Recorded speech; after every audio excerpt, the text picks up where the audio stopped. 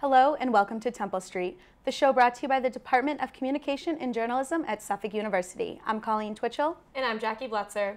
On today's show, we will report on a new way to shop for fresh produce, a growing lunch trend, and how our university participated in Breast Cancer Awareness Month.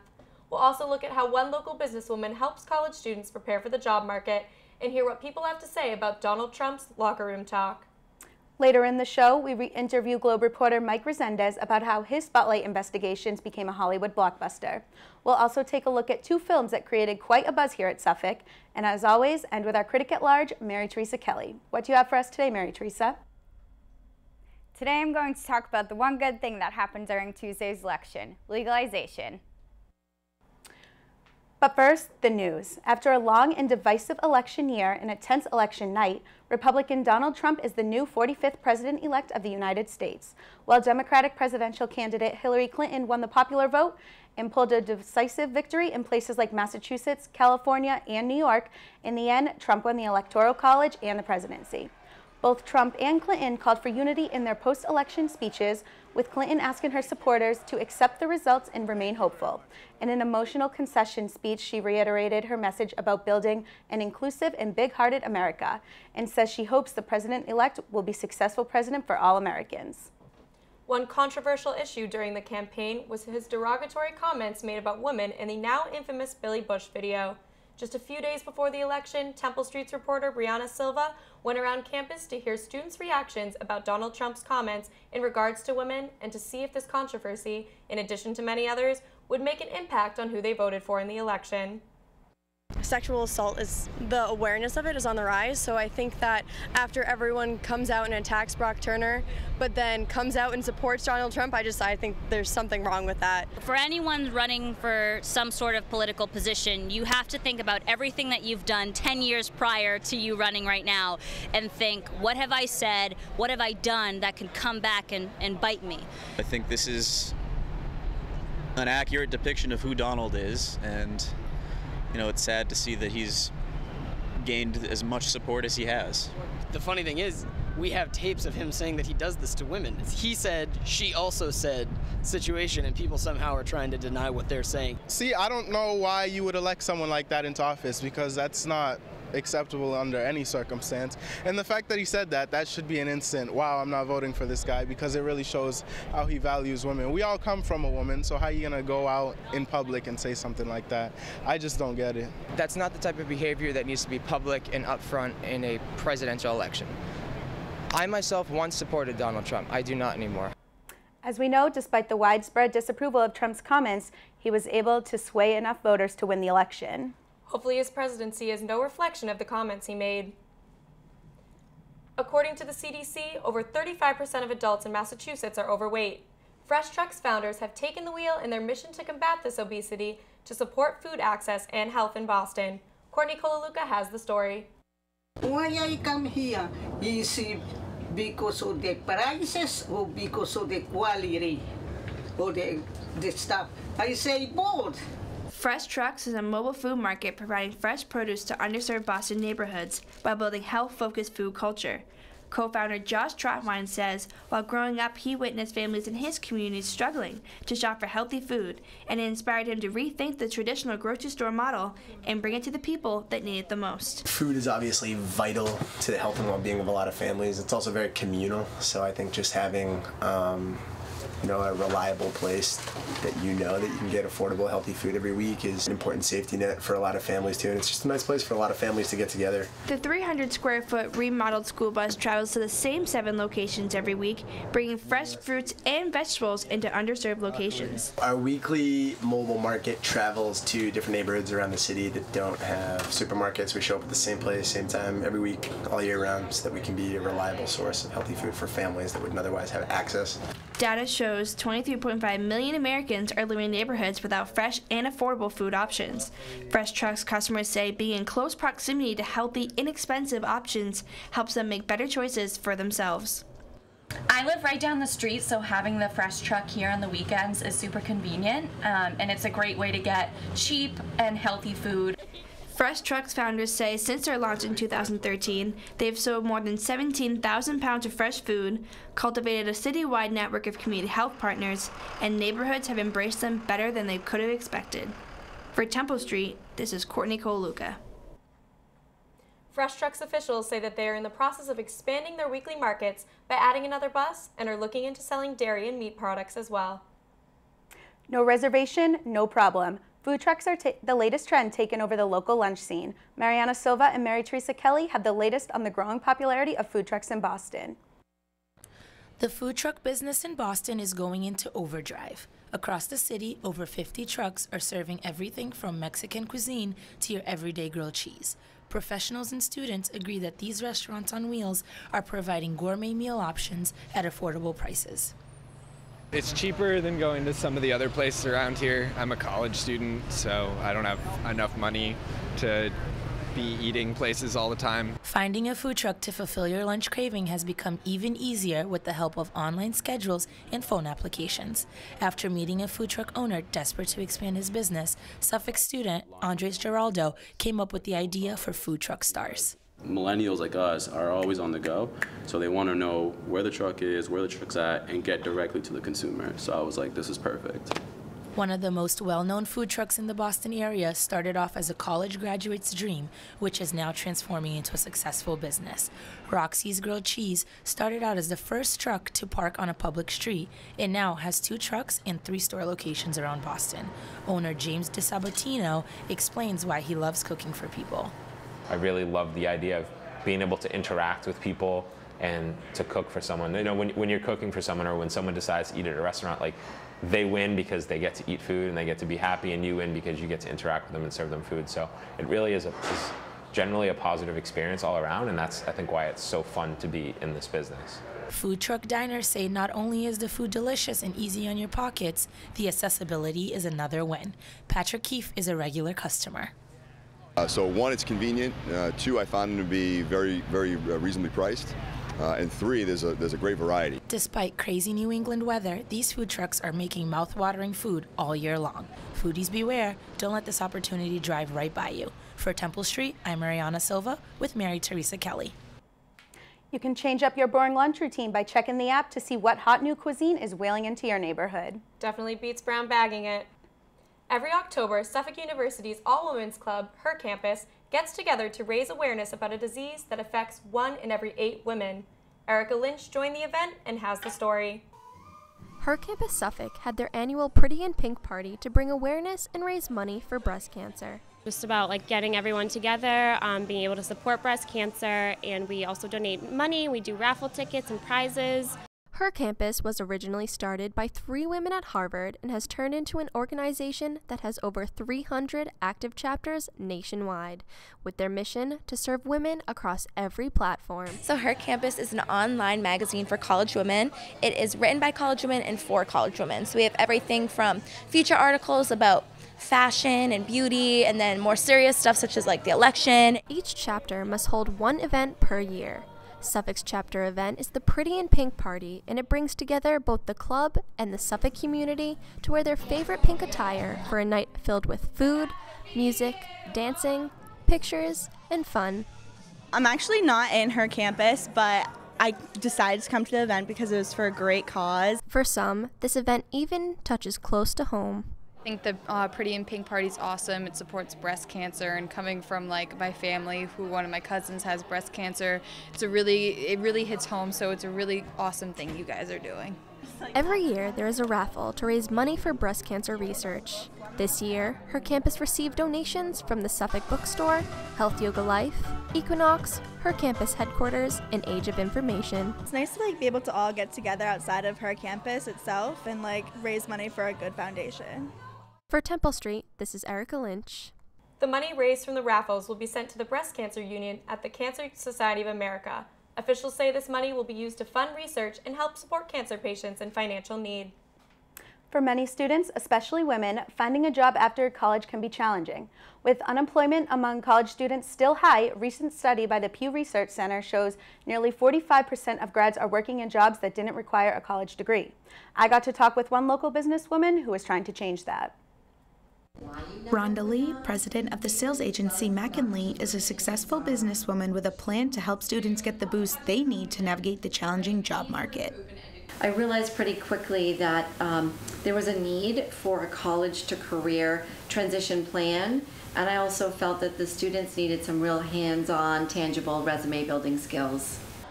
Many students fear they won't know where to begin once they graduate. Even now, I'm so stressed out about what I want to do, which is part of the reason I got involved with Lee and Acknowledge Her, because not only does it focus on gender diversity, it also focuses on students who aren't really sure what they want to get into. Lee founded the organization Acknowledge Her earlier this year in order to help college juniors and seniors gain the skills they need for the future. She teams up with others at her firm to create classroom-like events that guide and prepare students, especially females, to land their first job. It's a way for them to meet their peers, start the process of college to career, and have the opportunity to meet other industry professionals, and we try to make that fun. Datadog, a monitoring platform for IT infrastructure, sponsors Acknowledge Her in order to keep these information sessions free of charge for students. Former intern and now partner at Acknowledge Her, Noelle DeCesare, says women who attend these events will not only enjoy networking with professionals over fine food and drink, but will get the knowledge they need in order to succeed in the business world. Being a woman and where it has been tougher for them. So with Acknowledge Her, what we want to do is really just promote diversity in the workforce, and the way that we approach that is by really promoting and teaching women in business. For Temple Street, Colleen, Twitchell. Acknowledge Her founders say they are working to create more events in order to reach out and offer help to more students. With the holidays right around the corner, some of us may be looking for a fun new way to stay in shape. With a growing popularity, title boxing clubs say they are the answer. I went to the club to find out what the hype is really all about. You no longer have to be Rocky Balboa to be a boxer.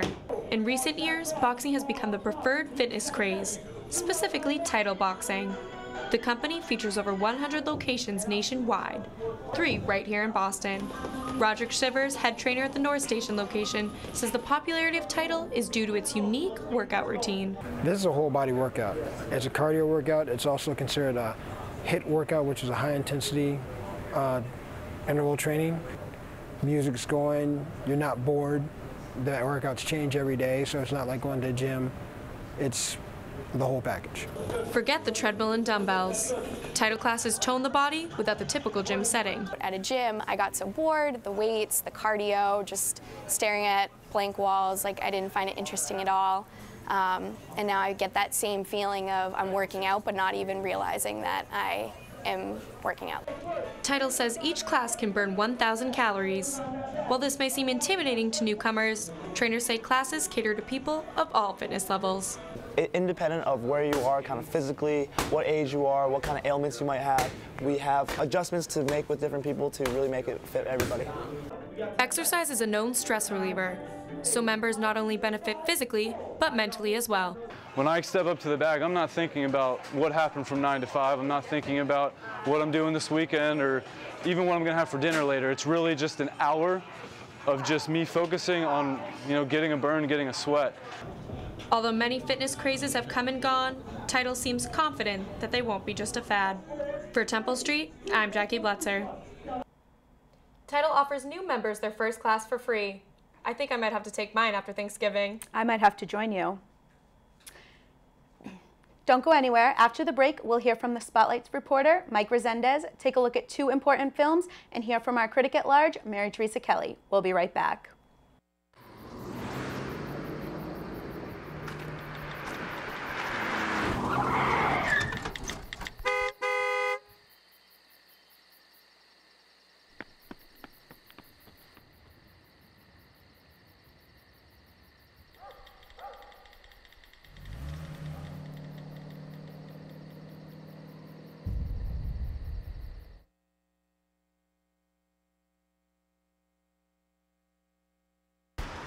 Look at you.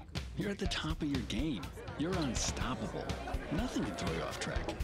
Wait, is that your car? Uh-oh. Yeah, I saw that coming. That will throw you off track. You're looking at around 10 grand in fines, legal fees, and increased insurance rates. Let's try this again. Smart move. Because buzz driving is drunk driving.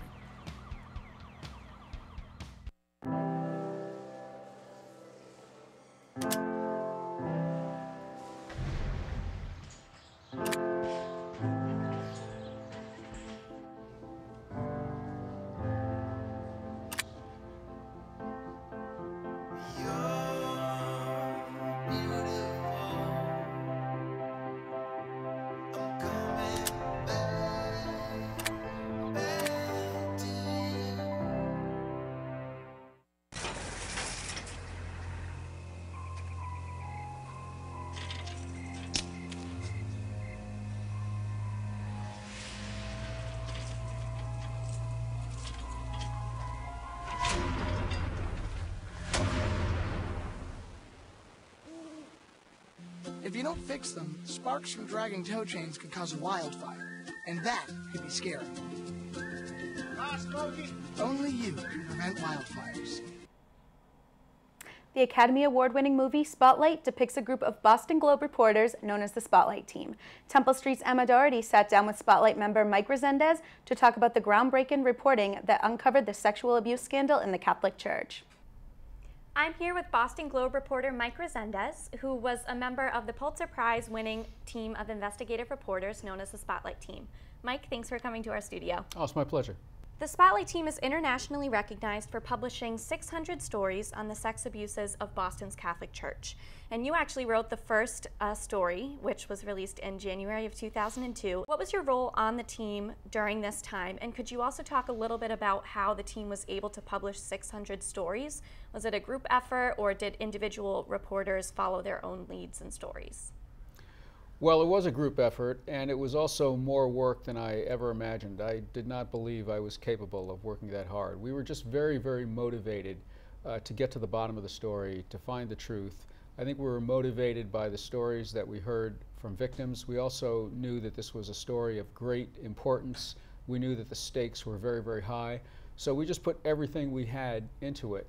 Also wrote stories almost every day. There was a period where we were getting court records on complaints of abusive priests almost every day. The Spotlight Team was producing a page-one story almost every day, sometimes more than one. So it was just an incredible pace. As I said, more work than I thought I was capable of doing. And everybody else on the Spotlight Team worked at about the same pace. And that's how we published 600 stories over a period of about 11 months, until Cardinal Law resigned. As you mentioned, the Spotlight Team's investigation led to the resignation of Cardinal Law. And at the time of his resignation, he said that there were no longer any priests in Boston who were guilty of sex abuse. WBUR recounts your reaction at the time was that he was, quote, lying through his teeth. And you were not the only one who shared that frustration. In fact, 58 Boston area priests had signed a letter calling for his resignation. And despite this, he was able to move to Italy and had a prestigious position. How did you feel knowing that he was able to move away from Boston, move away from the investigation, and kind of sweep it under the rug? Well, I don't think he was ever able to sweep it under the rug. I mean, I think this is something that followed Cardinal Law for his entire career and will follow him for his entire life. I do think that it was frustrating for survivors and victims of clergy sex abuse to see Cardinal Law leave Boston for the Vatican without any criminal charges ever being pressed against him. And this is despite the fact that there were two grand juries investigating Cardinal Law in the Boston Archdiocese. There was both a federal grand jury and a state grand jury. I think it's also frustrating for survivors to know that Cardinal Law did go to Rome and essentially received a promotion. He lived a very princely existence. He had a very visible post as the Archpriest of the St. Mary Maggiore Basilica, and he continued to have a very influential position on the College of Cardinals. I think that was a point of great frustration and disappointment for survivors, and I think it's the reason why many survivors remain skeptical about the Church's determination to come to grips with this problem. Did you have any idea the kind of implications or long-term impacts the Spotlight Team's investigations of the Catholic Church would have? It spurred, like you mentioned, state and federal investigations, as well as impacted churches across the nation. Well, there came a point in our research where I realized this was going to be a very big story, but I never thought it would be as big as it has become. I never thought that it would be a scandal that would engulf the Catholic Church all over America and then later all over the world. I did not foresee that. I don't think any of us did, and I don't see how anyone could. The story was just gigantic, and in fact it continues to unfold and the scandal continues to spread. Right now there's a government commission in Australia that's been set up to investigate clergy sex abuse, and it is actively investigating the Catholic Church right now as we speak. So this scandal is continuing to unfold, and the Vatican is continuing to try to grapple with it, and as yet the Vatican has not come up with a solution really, but I think many survivors are hoping that it will. With the help of the Spotlight movie, your reporting has gained international recognition. How has this changed your life and career as a reporter? Well, I get invited to do a lot more interviews than I did before, and I get invited to do a lot more public speaking than I ever did before, and I get a lot more tips than I ever got before. So I think all of that's pretty much to the good, really. Great. We do have a large communication and journalism program here at Suffolk. What advice do you have for the aspiring investigative reporter among us? Well, I like to be honest with young aspiring journalists and tell them that it is harder to make a living today at journalism than it used to be. There are many more challenges out there because the internet has essentially destroyed the business model for news organizations. The future of the industry is really in some doubt. So I like to be honest about that, but on the other hand, I will also say that if a young journalist wants to make the world a better place, maybe even wants to change the world, have an impact, make things better, deliver a voice to people who are voiceless, I think journalism is a fantastic job and a great opportunity. Great. Well, thank you so much for joining me, Mike. It was a pleasure speaking with you. My pleasure, yeah. Great to be here. Thank you. Back to you. Mike Rezendes, together with the Spotlight team, won the Pulitzer Prize in 2003 for their reporting depicted in Spotlight. The Oscar film grossed over $4 million in the opening weekend. Filmmaker and philanthropist Jim Gabe recently visited Suffolk University to screen his latest film, A More or Less Perfect Union. Kelvin Andrade has more on the story. Having lived in other countries, I find that the United States is really a land of endless opportunity. There's no place like it. I can own my own recording studio, tour in rock bands that don't make any money, and I have a celebrity pet. When you live in America, you have no excuse to not do something with your life. If you put in your hard day's work and you keep putting in a hard day's work, this is the best place to have a chance for advancement. What we do in these forums is we bring in a documentary, an educational documentary that has one purpose, and that is to inform people about certain types of issues, hopefully to inspire discussion. The film takes a unique approach, interviewing nearly 200 people across the United States and exploring questions about the state of our union. With the recent elections, we witnessed a nation divided on many important issues, but Gabe believes that this film proves that we might not be as divided as we think. God forbid that this country should be about what this campaign has become, because we would be in deep trouble. It's not. And that's what this film says. Would we make our founding fathers proud? Would we discover intriguing things about the kind of people and union we are? Hearts. After the film, they had an open discussion about some of the issues that were raised. I think our constitutional political system is our gift to ourselves. It's what sets this country apart. I got a chance to speak to some of the panel members after the event, including former United States Ambassador and Mayor of Boston, Ray Flynn. I thought the film really sparked a lot of interest, a lot of conversation, a long overdue conversation, I might add. Never going to be able to solve a problem unless you see it in front of you and then start talking about it. It made me a little bit more optimistic. I think, if anything, it showed the amount of diversity there is. You know, I thought it was a fascinating achievement because it managed to both depress me and uplift me at the same time. For Temple Street, this is Kelvin Andrade. It looks like this film has a more positive message about the state of our union, especially after this divisive election we all just witnessed. I'm so happy it's finally over. People are often unaware about how internal conflicts affect international policies. Suffolk Cinema Series welcomed director Ron Kelley, whose film On the Left gives viewers an inside look at Israel's political spectrum and its effects on the conflict with Palestinians. Delaney, Fachetti, and Brianna Silva have the story.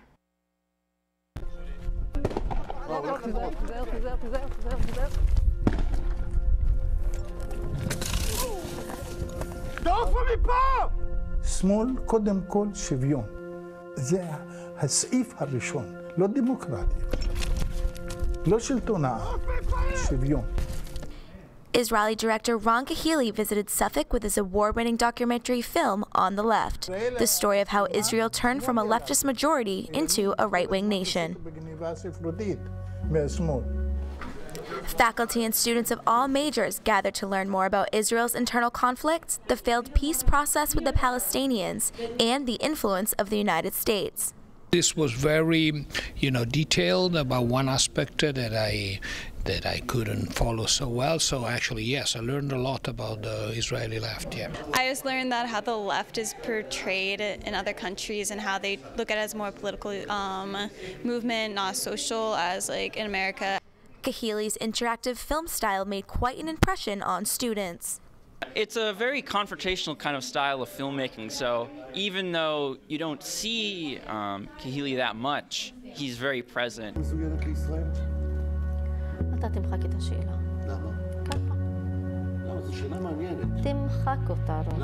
Because I make the movie like an adventure. In addition to a Q&A after the screening, viewers got the opportunity to have a sit-down luncheon with the director and gain some insight on filmmaking.